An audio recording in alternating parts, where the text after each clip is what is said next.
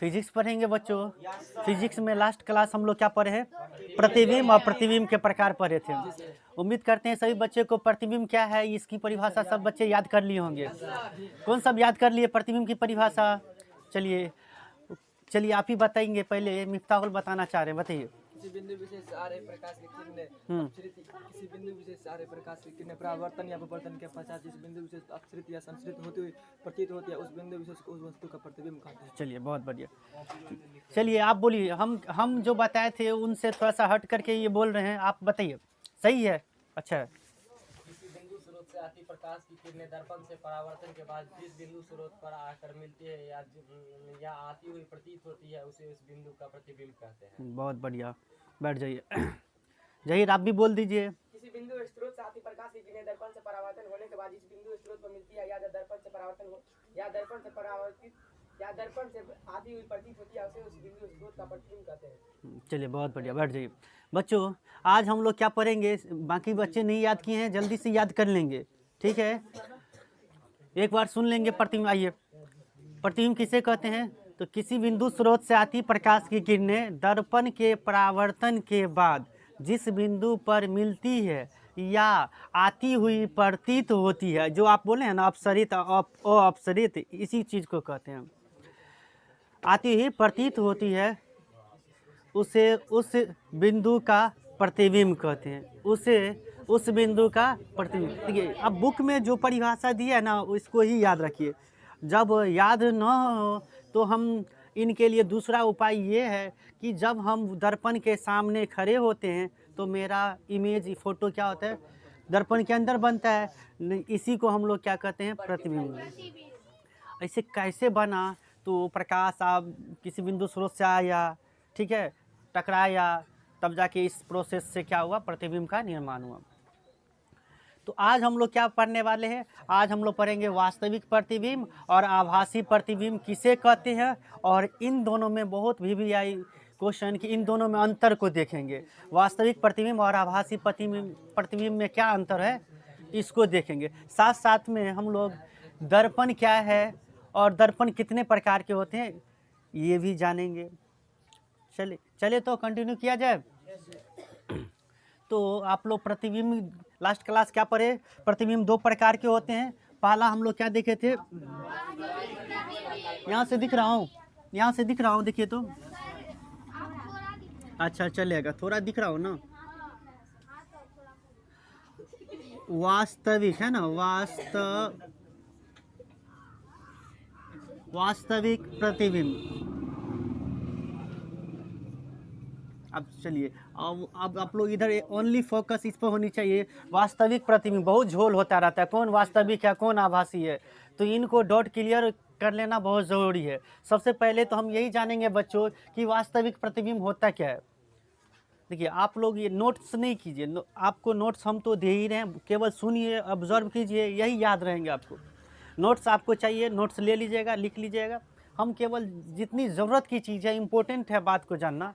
अब किताब में तो था, आप क्यों आए यहाँ पे? कुछ कि आसान बना दे भाई, ये वास्तविक प्रतिबिंब ऐसे सर बता दे कि हम इस वास्तविक प्रतिबिंब से संबंधित जितनी बातें हैं, तथ्य है, इनको हम आसानी से समझ ले। ये ना, इसीलिए ना आए हैं, और सब बच्चे इसीलिए आए हैं। और मैं पूरी कोशिश करूँगा इसको रोचक बनाने के लिए, जितनी भी मुझे ज्ञान है मैं उसको समझाने के लिए, आपको आसान बनाने के लिए उसको कोशिश कर रहा हूँ, ठीक है।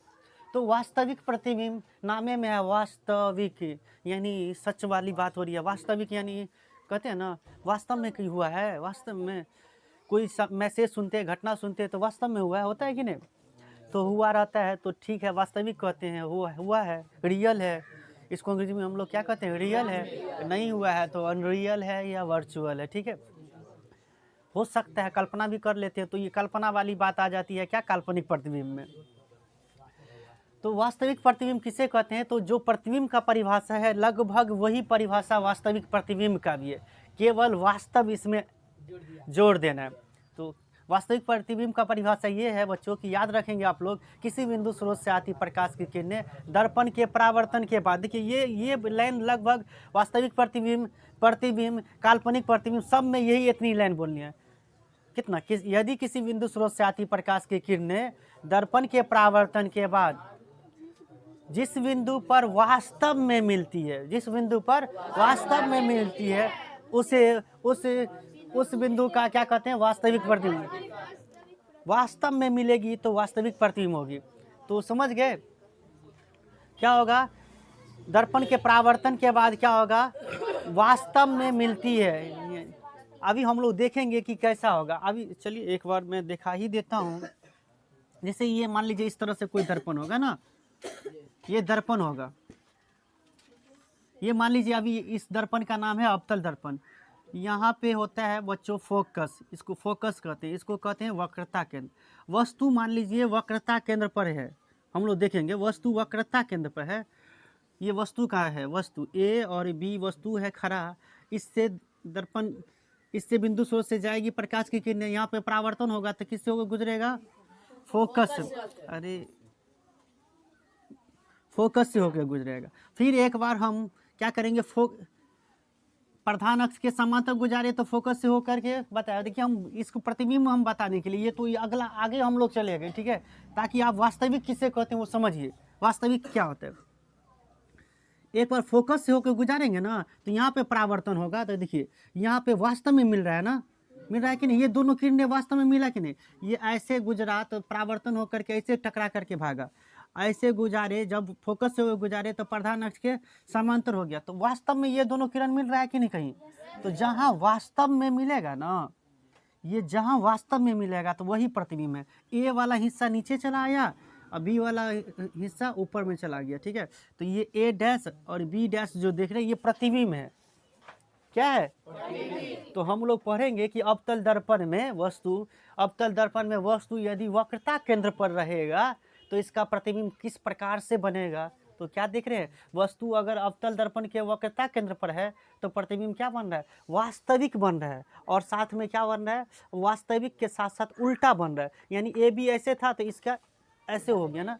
तो वास्तविक प्रतिबिंब का हम खासियत या विशेषता पढ़ेंगे तो हम ये याद रखेंगे कि वास्तविक प्रतिबिंब क्या होता है? हमेशा उल्टा प्रतिबिंब बनाता है। वास्तविक प्रतिबिंब हमेशा क्या बनता है? पहली बात तो हम ये समझे कि वास्तविक प्रतिबिंब किसे कहते हैं।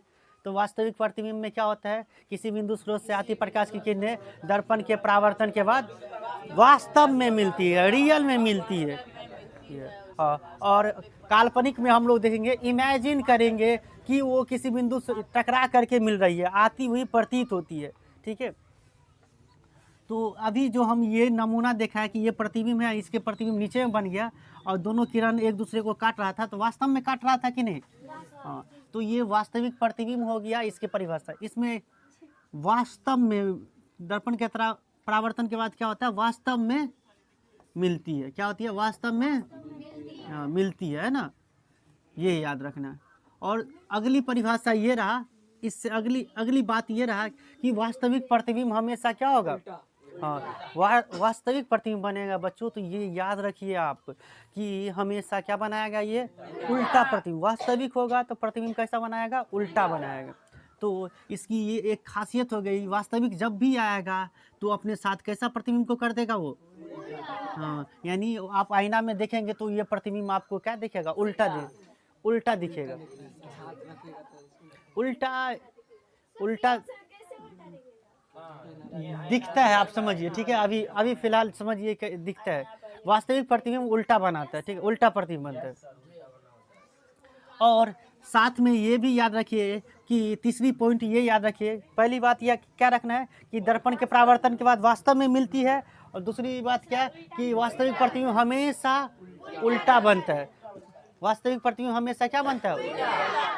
इंटरेक्ट हुई है, आप सभी आदमी क्लास में है ना? हाँ, पूरा मन शरीर तन सब लेके आते हैं कि नहीं क्लास में?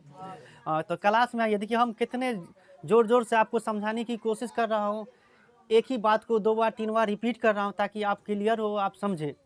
इमाम कुछ नहीं बोलता है, तुम समझ में आ रहा है? प्रतिबिंब, वास्तविक प्रतिबिंब क्या बोले हम? वास्तविक प्रतिबिंब का परिभाषा, अरे कुछ कल्पना तो भाई, अभी इतने देर से 5 मिनट से भाषण सुन रहा है तो तुम तो बोल सकते हैं ना। वास्तव यानी दर्पण से टकरा करके क्या होता है? इसमें रेखा प्रकाश की किरणें क्या होता है, वास्तव में मिलती होती है, वास्तव में मिलती है। और वास्तविक प्रतिबिंब जब भी बनेगा तो उल्टा बनेगा। और इसकी अगली विशेषता ये हो गई बच्चों कि वास्तविक प्रतिबिंब को पर्दे पर हाँ उतारा जा सकता है, दिखाया जा सकता है। पर्दे पर, पर्दे नहीं दिखाया, अरे लिख ही देते हैं, ऐसे भी लिख सकते हैं, पर दे, ऐसे भी लिखा जा सकता है, पर दे पर प्राप्त किया जा सकता है, पर्दे पर प्राप्त किया जा सकता है। वास्तविक प्रतिबिंब को पर्दे पर प्राप्त किया जा सकता है। तो ये 3 बात याद रखेंगे कि वास्तविक प्रतिबिंब में क्या होता है, वास्तव में प्रतिबिंब दर्पण से टकरा करके वास्तव में मिलता रहता है। वास्तविक प्रतिबिंब हमेशा उल्टा बनता है। वास्तविक प्रतिबिंब पर्दे पर प्राप्त किया जा सकता है। ये 3 पॉइंट याद रखेंगे, ठीक है। क्या कर रही है सफीना बानर? सुनो, अब तुम्हारी वीडियो में भी बन गई कि बानर कहते हैं सफीना को। तुम्हारे पापा देखेंगे तो क्या कहेंगे, देखिए हमारी बेटी को बानर बोल रहे हैं सर। चलिए, बानर माने प्यारी हुई, बहुत अच्छी है। चलिए चलिए, तो वास्तविक प्रतिबिंब से संबंधित ये 3 बात याद रखनी है। परिभाषा पूछेगा वास्तविक प्रतिबिंब क्या होता है, तो दर्पण के टकराने के बाद क्या होता है, वास्तव में मिलती है। वास्तविक प्रतिबिंब उल्टा बनता है और इसे प्राप्त किया जाता है। आप बोलो इमाम समझा इतनी बातें? तुम किताब को निखार रहा है, घर पे देख करके आया करो, तब ये किताब अभी फिलहाल देखने की जरूरत नहीं है। अभी लेक्चर सुनिए, ये लेक्चर ही आपको क्या होंगे, काम आएंगे। इजाज़त हो तो हम लोग दूसरा प्रतिबिंब पढ़े हैं, आभासी प्रतिबिंब, इस पे चले। चलिए, वेरी गुड, सफीना बोल दी। अब आते हम दूसरा प्रतिबिंब, ठीक है। तो इस सब को 1 नंबर दे, रोमन में लिख लेते, 1 2, ये 3 पॉइंट हमें वास्तविक प्रतिबिंब से याद रखना था। दूसरा प्रतिबिंब हम लोग पढ़े थे आभासी प्रतिबिंब। आभासी प्रतिबिंब है ना, आभासी प्रतिबिंब, या इसी को एक और नाम से जाना जाता है काल्पनिक, है ना, काल्पनिक प्रतिबिंब, है ना, प्रतिबिंब।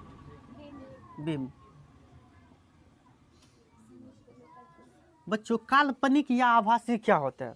मन में पहले ये शब्द, प्रतिबिंब तो समझ गए भाई, कोई फोटो आपका इमेज बनेगा, ठीक है।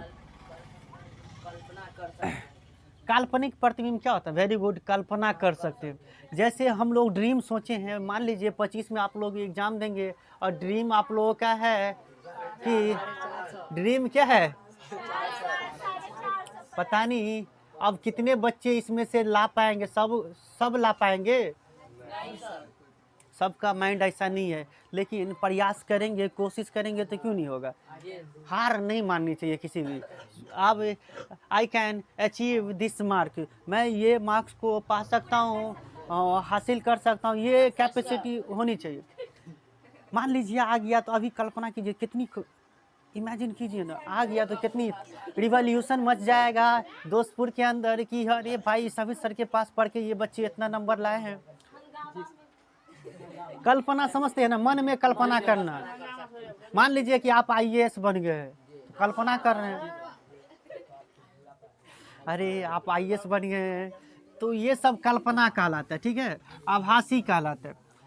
तो इसमें हम प्रतिबिंब रियल में नहीं बन रहा होगा, दर्पण के परावर्तन के वास्तव में नहीं मिलेगा। हम क्या करेंगे, कल्पना कर करके इसको क्या करेंगे, इसको मिला देंगे, और वास्तव में नहीं मिलता, हम इसको मिला करके करेंगे, वास्तव आता हुआ प्रतीत होता है। तो इसका परिभाषा सुन लेंगे क्या होता है। आभासी प्रतिबिंब या काल्पनिक प्रतिबिंब का परिभाषा क्या होता है? किसी बिंदु स्रोत से आती प्रकाश की किरणें दर्पण के परावर्तन के बाद जिस बिंदु से आती हुई प्रतीत होती है, वही कल्पना कर रहे हैं, आती हुई प्रतीत होती है, उसे उस बिंदु स्रोत क्या क्या कहते हैं, आभासी प्रतिबिंब कहते हैं। ध्यान देंगे बच्चों। चलिए इसका एग्जाम्पल दिखाएं कैसे प्रतीत होता है। देखिए फिर से मैं समझाने की कोशिश कर रहा हूँ कि आभासी प्रतिबिंब कैसे प्रतीत किया जाता है। देखिए ये रहा, फिर से इस दर्पण का नाम जो पीछे से कलई कर रहे हैं, ये अवतल दर्पण है, ठीक है। अभी मान लीजिए थोड़ी देर के लिए ये यहाँ पर का ध्रुव है, अभी हम लिखे थे ये फोकस है, और यहाँ पे ये क्या लिखे थे, सी वक्रता केंद्र है। हम वक्रता केंद्र पर रखे थे तो प्रतिबिंब कैसा बना था, वास्तव में बना था और उल्टा बना था। हम प्रतिबिंब वस्तु को रखते हैं ध्रुव और फोकस के बीच में। लीजिए ये रहा ध्रुव, ये रहा फोकस के बीच में वस्तु है। वस्तु का नाम दे देते हैं, ए है, ये बी है। ये वस्तु ए और बी है। तो सोचिए ये वस्तु है ए और बी, मान लीजिए कोई खड़ा है दर्पण, अवतल दर्पण के सामने ध्रुव और फोकस के बीच में, तो ये इससे किरणें जाएगी। तो अभी पढ़िएगा, आगे नहीं पढ़ रहे हैं, अभी तत्काल के लिए कुछ भी लिख रहे हैं तो वो समझिए होता है, टकरा करके ये फोकस से गुजरेगा, कहीं से नहीं गुजरेगा, ऐसे नहीं जाएगा, ऐसे नहीं जाएगा। ये फोकस से जाने की इसकी क्षमता होती है और कहीं से नहीं जाएगा वो। किससे जाएगा, फोकस से होकर जाएगा। ठीक है, ये टकरा कर गया ना, यहाँ से टकरा करके गया है ना। दर्पण के परावर्तन किसको बोलते हैं, दर्पण के परावर्तन, दर्पण से टकरा कर जाना परावर्तन कहलाया। और एक बार हम इमेजिन क्या करेंगे कि ये फोकस से वक्रता केंद्र से होकर जाता है। किससे कीजिए ना, वक्रता केंद्र से। आप लोग बताएंगे ये वक्रता केंद्र से होकर जा रहा है, ठीक है। तो नियम कहता है कि जब कोई चीज वक्रता केंद्र से होकर गुजरती है ना, तो परावर्तन के बाद क्या होता है, वक्रता केंद्र से ही गुजरा जाता है। ध्यान से सुनिएगा। खैर हमें समझाना है कि आभासी प्रतिबिंब क्या है, ये चीज़ें ये आप इसलिए मैं ये फोटो बना रहा हूँ। तो आप देखिए ये दोनों रेखा कहीं पे मिल रही है, न इधर मिली न इधर मिली। हम कल्पना करें, देखिए हम प्रतीत करते हैं, तो प्रतीत करते हैं, आगे ले जाते हैं कि वो इधर डॉट डॉट डॉट करते हैं, खींचते हैं। ये देखिए कल्पना, इसी को कहते हैं कल्पना। तो ये दोनों कहीं ना कहीं किसी जगह पे मिल जाएगा। देखिए एक जगह क्या हुआ, हम देखें कि अगर इस तरह से जाता तो देख रहे हैं कि ये दोनों रेखा क्या हुई, एक दूसरे को एक बिंदु पर क्या हुई, मिल गई। तो ये ए डैश हो गया, ये बी डैश हो गया। इसी को कहते हैं कल्पना। यानी ये जो प्रतिबिंब बना रियल में नहीं बना, ये काल्पनिक प्रतिबिंब बना। कैसा प्रतिबिंब बना, और क्या बना, वस्तु से। अब वस्तु या जिस ए बी के सामने है, तो ये क्या हुआ, एक और खासियत रहा कि आभासी प्रतिबिंब जब भी बनेगा तो दर्पण के पीछे बना, दर्पण के पीछे बना। आप बताइए, एक इसमें एक और बात जोड़ सकते हैं चौथा नंबर में, कि ये वास्तविक प्रतिबिंब दर्पण के क्या होता है, सामने बनता है। हाँ, ये चीज़ मुझसे छूट गया, इसमें ये भी याद ऐड कर लेंगे कि वास्तविक प्रतिबिंब क्या होता है, दर्पण के सामने में बनता है, आगे में बनता है। ये दर्पण है तो इसके आगे में बनता है प्रतिबिंब, लेकिन आभासी प्रतिबिंब दर्पण के पीछे बनता है। जो हम लोग आईने में जो प्रतिबिंब देखते हैं, जैसे आप लोग सभी यानी मुंह देख करके आए होंगे, तो जो ये प्रतिबिंब था ये आपका क्या वास्तविक था, रियल में सफीना थी नहीं ना थी, वो कल्पना था, वो आपका काल्पनिक प्रतिबिंब था ये। ठीक है, तो काल्पनिक प्रतिबिंब या आभासी प्रतिबिंब हमेशा दर्पण के पीछे बनता है। और एक खासियत देख रहे होंगे, एक खासियत कि सीधा बन रहा है। समतल काल्पनिक प्रतिबिंब क्या बन रहा है, सीधा बन रहा है। तो मैं ये समझाना चाह रहा था कि आभासी प्रतिबिंब क्या होता है। देख रहे हैं ना, दर्पण के परावर्तन के बाद ये मिल नहीं रहा है, हम मिलता हुआ या आता हुआ क्या किए, इस किरण को प्रतीत किए कि ये जो दोनों किरण जो है ना, कहाँ से आया है, ये बिंदु से गया है, ये ऐसे गया है, ये ऐसे गया है। जब हम लोग ये प्रतिबिंब बनाना सिखाएंगे ना, 6 स्थिति है अवतल दर्पण में, 6 स्थिति को जानना है आपको। 6 स्थिति में से कोई स्थिति आपको एकदम आसानी से डायग्राम जिसको बनाने आ जाएगा, ये 6 स्थिति आसानी से कर लेंगे। देख रहे हैं हम कैसे बना लेते हैं। तो आभासी प्रतिबिंब का परिभाषा क्या निकल के आया, आभासी प्रतिबिंब का परिभाषा क्या है, किसी बिंदु स्रोत से आती प्रकाश की किरणें दर्पण के परावर्तन के बाद जिस बिंदु से आती हुई प्रतीत होती है, उसे उस बिंदु का आभासी प्रतिबिंब या काल्पनिक प्रतिबिंब कहते हैं। चलिए, और ये क्या होता है, इसमें प्रतीत किया जाता है। पहली बात क्या करते हैं, प्रतीत होता है कि किसी बिंदु से वो क्या हो रहा है, प्रकाश की किरणें आ रहा है, तो इस बिंदु को हम क्या कहेंगे, काल्पनिक प्रतिबिंब कहेंगे। दूसरी बात याद रखनी है कि ये हमेशा सीधा बनता है, बहुत इंपॉर्टेंट बच्चों। अंतर अभी हम लिखाएंगे ना, तो इसमें अंतर में यही सब बात लिखाएंगे कि काल्पनिक प्रतिबिंब या आभासी प्रतिबिंब समझ में आ रही है साक्षी को? आभासी प्रतिबिंब सीधा बनता है, वास्तविक प्रतिबिंब उल्टा बनता है। बहुत ज़्यादा तेज पढ़ा रहा हूँ, थोड़ा और स्लो हो जाऊँ? समझ में आ रहा है ना? आभासी प्रतिबिंब क्या होता है? सीधा बनता है।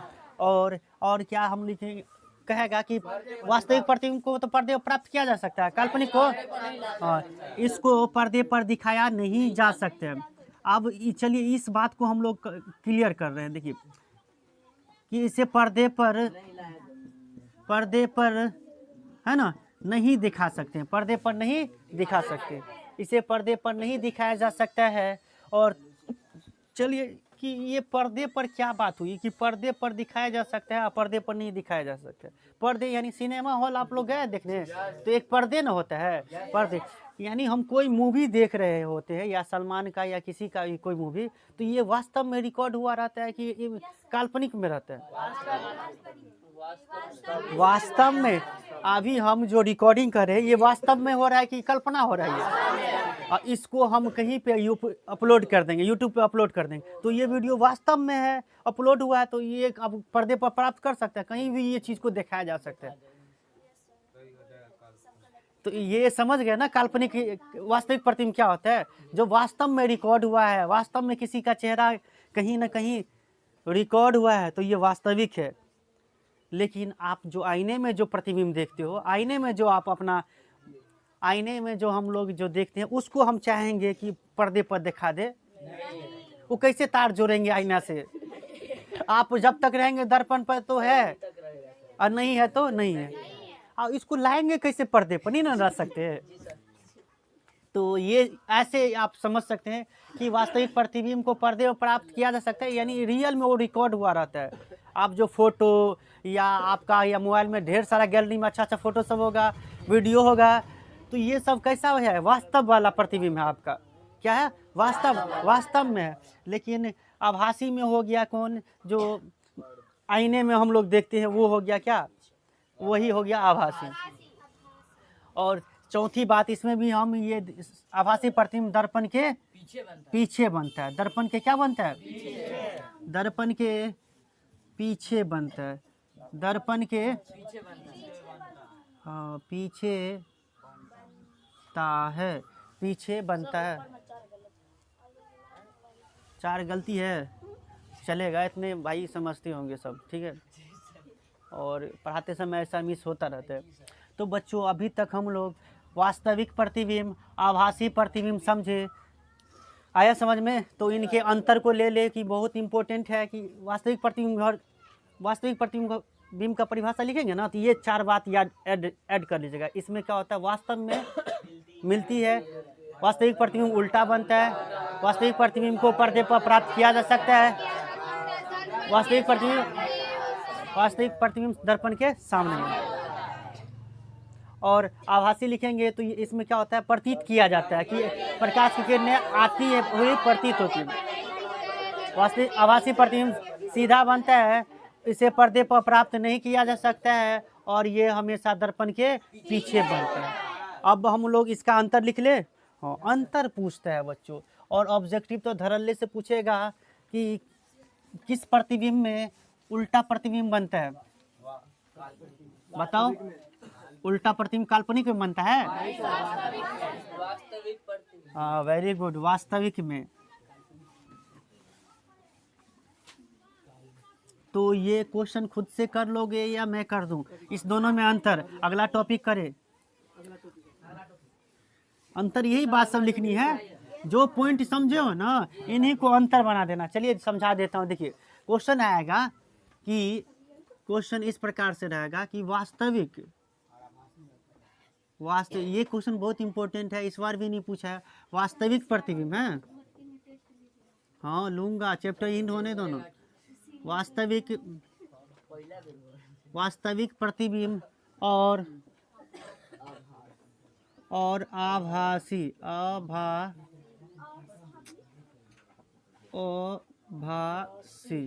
आभासी हो गया, आभासी प्रतिबिंब। आभासी है या आभासी है? देखो तो आभासी है, आभासी। तो दिए थे हम। आभासी प्रतिबिंब में अंतर अस्पष्ट करे, इस तरह से रहेगा, अस्पष्ट करे, ये क्वेश्चन रहेगा। ठीक है, वास्तविक प्रतिबिंब और आभासी प्रतिबिंब में अंतर स्पष्ट करे, तो कैसे करेंगे? चलिए, ये आप लोग, चूंकि हम लोग ये पॉइंट लिख लें, उसको लिख लेंगे। ठीक है, और उम्मीद करते हैं कि आप लोग फिगर बना रहे होंगे। ठीक है, तो इसका नहीं बना रहे हैं तो नोट्स ले लीजिए। वास्तविक प्रतिबिंब, इस एक बात लिख देंगे, वास्तविक प्रतिबिंब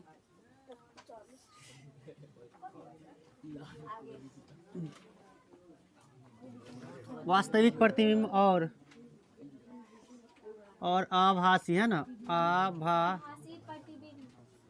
आभासी प्रतिबिंब बच्चों, आभासी प्रतिबिंब में अंतर निम्नलिखित है। ये लाइन लिख देंगे, अंतर क्या है? हाँ, निम्नलिखित है, निम्नलिखित है, ये बात लिख देंगे। ठीक है, अंतर क्या है? निम्नलिखित है। तो एक तरफ कॉलम बना देंगे, कॉलम लीजिए, कॉलम यानी लकीर खींच देंगे। एक तरफ लिख देते हैं वास्तविक प्रतिबिंब।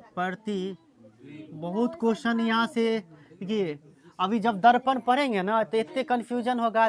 3 प्रकार के दर्पण पढ़ेंगे हम लोग, समतल, अवतल, उत्तल। हाँ, तो ये तीनों दर्पण में यही सब हम लोग कोर्स में कौन प्रतिबिंब बनता है, कैसा बनता है, इसी पर हम लोगों को ये चैप्टर एंड हो जाएगा। वास्तविक प्रतिबिंब और आभासी प्रतिबिंब, हाँ लिख लीजिए, आभासी प्रतिबिंब, ठीक है, वास्तविक प्रतिबिंब। ठीक है, वास्तविक प्रतिबिंब और आभासी प्रतिबिंब। चलिए, पहला अंतर क्या हो जाएगा बोलिए जहीर? पहला अंतर क्या कहलाएगा? पहला अंतर तो परिभाषा को लिख दिया जाए कि इसमें क्या होता है, प्रतिबिंब वास्तव में बनता है। ठीक, इसमें क्या होता है, वास्तव में मिलता, इसका परिभाषा ही लिखना है कि इसमें क्या होता है, दर्पण के परावर्तन के बाद वास्तव में यह मिलती है। क्या होती है? वास्तव में मिलती है। इसमें दर्पण के परावर्तन के बाद आती हुई प्रतीत करते हैं हम, क्या करते हैं, वास्तव में नहीं मिलती है। तो इसमें क्या, इसका परिभाषा लिखना पड़ेगा। किसी बिंदु स्रोत से आती प्रकाश की किरण दर्पण के परावर्तन के बाद क्या होती है, वास्तव में मिलती है। तो छोड़िए, ये इतना बहुत बड़ा हो जाएगा अंतर। तो हम लोग जो 3 बात लिखे हैं ना, ये तीनों बात से अंतर लिख दीजिए। यानी इसमें लिख दीजिए यह यानी वास्तविक प्रतिबिंब हमेशा, है ना, हमेशा दर्पण, है ना, दर्पण के सामने बनता है। एक चीज तो एक ये अंतर ये जोड़ देंगे, सामने बनता है। क्या बनेगा? सामने बनता है। यानी वास्तविक प्रतिबिंब हमेशा दर्पण के, और इसका पहला क्या हो जाएगा, यह हमेशा दर्पण के क्या होता है, दर्पण के पीछे बनता है, पीछे बनता है। ठीक है, तो पहला अंतर हो गया। दूसरा अंतर क्या दे देंगे? दूसरा अंतर में दे देंगे हम लोग, यह हमेशा उल्टा होता है, यह हमेशा, या वास्तविक प्रतिबिंब उल्टा होता है। ठीक है, वास्तविक प्रतिबिंब उल्टा होता है। ठीक है, वास्तविक प्रतिबिंब, है ना, उल्टा बनता है। क्या बनता है? उल्टा बनता है। कैसा बनता है? अब बताइए, आभासी प्रतिबिंब कैसा बनेगा? आभासी प्रतिबिंब क्या होता है? आभासी प्रतिबिंब सीधा बनता है। ये बच्चों याद रखिए, ठीक है। ये बहुत ही, प्रतिबिंब से हम समझते हैं ये दोनों पॉइंट बहुत इंपॉर्टेंट है। ये दोनों वास्तविक का ये दोनों पॉइंट जितना परिभाषा इंपॉर्टेंट नहीं है, जितना इनसे ऑब्जेक्टिव बहुत बनेंगे। ठीक है, चलिए तीसरा पॉइंट एगो और जोड़ लेते हैं, ठीक है, कि इसे क्या करते हैं, इसे पर्दे पर वास्तविक प्रतिबिंब को पर्दे पर प्राप्त कर सकते हैं। तो हम ये वास्तविक प्रतिबिंब के जब पे इसे ले लेते हैं, इसे पर्दे पर प्राप्त किया जा सकता है, किया जा सकता है, ठीक है, ठीक है, इसे पर्दे पर प्राप्त किया जा सकता है। आभासी को इसे पर्दे पर नहीं प्राप्त किया जा सकता है। ये लिखे ना, इसे पर्दे पर नहीं प्राप्त किया जा सकता है, तो इस तरह से अगर अंतर वाले क्वेश्चन को इस तरह से लिख देते हैं बच्चों, अंतर को इसे पर्दे पर नहीं प्राप्त किया जा सकता है, या इसको क्या गलती हो गया, इसे पर्दे पर प्राप्त नहीं किया जा सकता, इसे पर्दे पर प्राप्त नहीं किया, यहाँ पर लिख देते हैं पर्दे पर प्राप्त, अब नहीं, अब सही लग रहा है ना, इसे पर्दे पर प्राप्त नहीं किया जा सकता।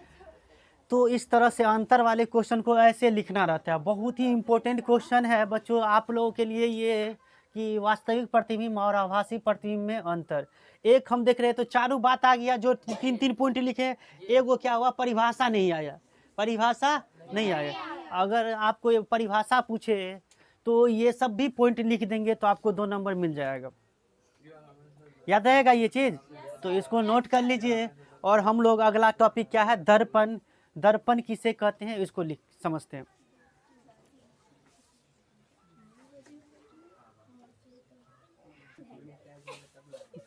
बच्चों हाँ, मोनिटाइज होगा, अभी बहुत लंबा सफ़र है। अभी आप लोगों को जो भी देखिए, हर साल क्या करते थे, हम छोड़ देते थे, लेकिन इस बार हम वीडियो डालते रहेंगे। जो भी कुछ हमें जितनी नॉलेज है मैं इसको डालता रहूँगा। थोड़ी सी धीरे धीरे हम जब वक्त मिलेगा सुधार करते रहेंगे। बच्चों ये एग्ज़ाम के लिए बहुत इम्पोर्टेंट रहा। एक वो बता दीजिए, एक क्वेश्चन हम और कहते हैं एग्ज़ाम के लिए इम्पोर्टेंट था, प्रकाश के परावर्तन के 2 नियम है।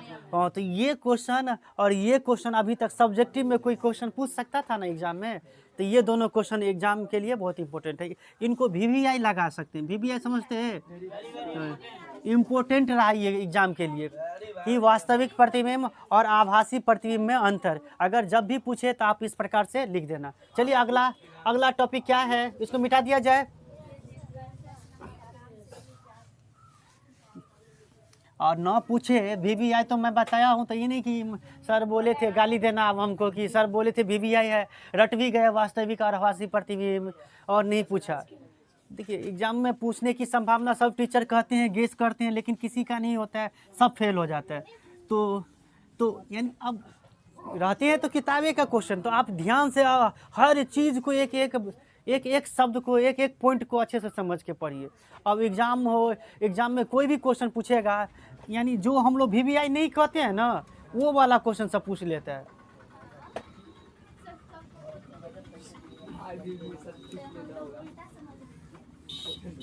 हाँ उल्टा समझना है ये, यानी VVI है तो हम तुमको आप पारदर्शी पदार्थ और पारदर्शी पदार्थ सब पूछेगा, ये कह देना है। इतने आसान क्वेश्चन सब पूछेगा, प्रकाश के गुण पूछेगा, हाँ ये पूछेगा कनिका सिद्धांत किसने दिया है ना, किसने बताया कि प्रकाश कण भी है तरंग है, ये क्वेश्चन सब पूछ सकता है। प्रकाश की चाल कितनी होती है, तो ये सब याद रखिए, ठीक है। आप लोगों को ये चीज़ बताइए, क्लास आते हैं तो ये क्वेश्चन सब याद होते हैं कि नहीं? जी सर, क्लास में याद। हाँ ये ज़्यादा कोशिश रखिए क्लासे में याद कर लिया जाए इस चीज़ को, ठीक है। चलिए बच्चों, हम लोग दर्पण किसे कहते हैं और ये कितने प्रकार के होते हैं इसको जानते हैं बच्चों। दर्पण किसे कहते हैं और ये कितने प्रकार के, आपके एग्जाम में खैर नहीं दिया है इसमें दर्पण किसे कहते हैं, लेकिन मैं बताऊंगा आप लोगों को दर्पण किसे कहते हैं। दर्पण यानी अभी जो पढ़े हैं ना, दर्पण के पीछे बनता है, दर्पण के आगे बनता है, सामने बनता है। तो दर्पण जिसे मिरर कहते हैं बच्चों, मिरर किसे कहते हैं या क्या है, ठीक है। दर्पण किसे कहते हैं, दर्पण किसे किसे कहते हैं, ये क्वेश्चन रहा कि दर्पण, इतना समझने के लिए हम बता रहे हैं कि दर्पण किसे कहते हैं। दर्पण किसे कहते हैं तो ध्यान से सुनेंगे सभी स्टूडेंट। दर्पण किसे कहते हैं, वैसी चिकनी या चमकीली सतह, वैसी चिकनी या चमकीली सतह जो प्रकाश को नियमित क्या करे, परावर्तित कर दे। रेगुलर क्या करे, नियमित मतलब प्रकाश को नियमित क्या करती है, प्रकाश को परावर्तित करती है, और जिसका एक सतह रचित होता है, रचित होता है, दर्पण कहलाती है। रचित मतलब कले किया रहता है, एगो रंगा रहता है, एगो भाग क्या होता है, हाँ, एक भाग चिकनी चमकीली होती है, यानी समतल होती है, ये बातें। तो हम इस प्रकार से लिखेंगे उत्तर इसका, दर्पण किसे कहते हैं, तो वो लिखिएगा वैसी चमकीली सतह, चिकनी या चमकीली, वैसी चिकनी या चमकीली सतह, है ना, सतह जो नियमित, जो वैसे चिकनी या चमकीली सतह जो नियमित प्रकाश को, है ना, प्रकाश को वर्तित करती है। ध्यान से सुनिए आप, कैसे हम लिख लेते हैं, वैसी चिकनी या चमकीली सतह जो प्रकाश को नियमित, गलती हो गया सेंटेंस में, वैसी चिकनी या चमकीली सतह जो नियमित प्रकाश को परावर्तित करती है, और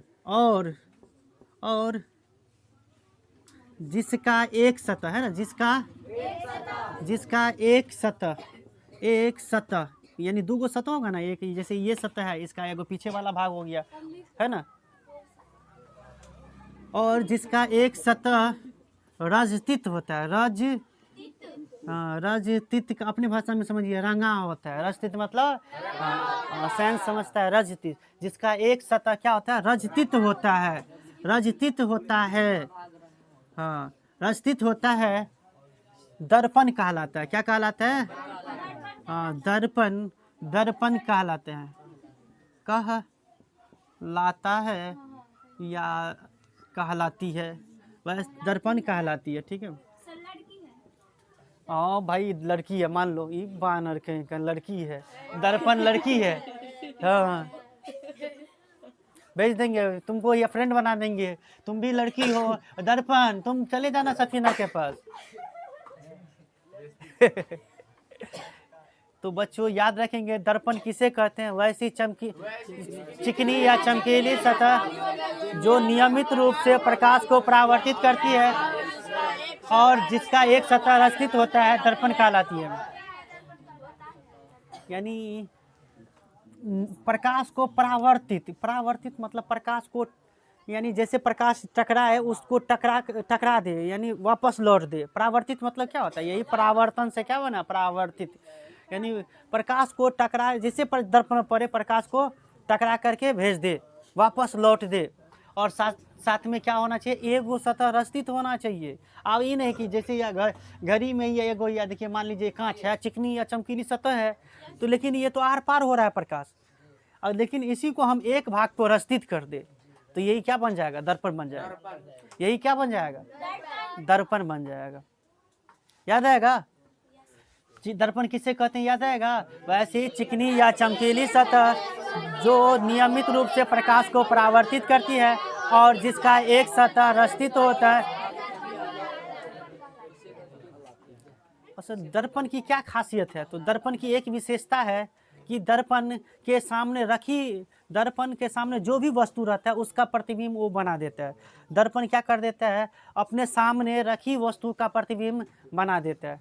दर्पण की एक विशेषता है कि दर्पण के सामने जो भी कोई वस्तु रहेगी, दर्पण के सामने, हाँ, दर्पण के सामने रखी वस्तु का प्रतिबिंब बनता है ना, रखी वस्तु का प्रतिबिंब बनता है, रखी वस्तु का प्रतिबिंब बनता है। बच्चों ये याद रखेंगे, प्रतिबिंब बनता है।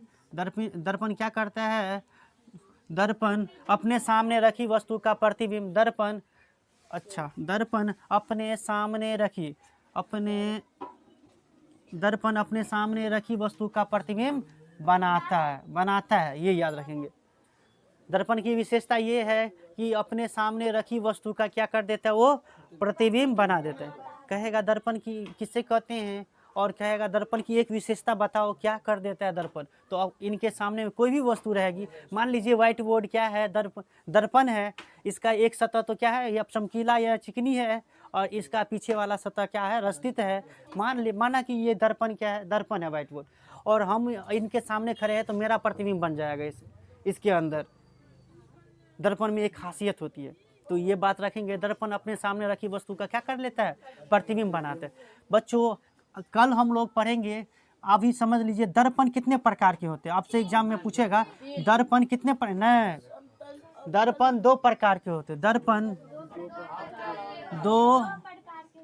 दो प्रकार के होते हैं। दर्पण 2 प्रकार के होते हैं। दर्पण कितने प्रकार के होते हैं? पहला का क्या नाम? पहला का नाम समतल दर्पण। समतल दर्पण है ना। समतल को कहते हैं प्लेन। अब वो वाला प्लेन नहीं, बस प्लेन से, यानी वैसा वाला। Very good. Plane mirror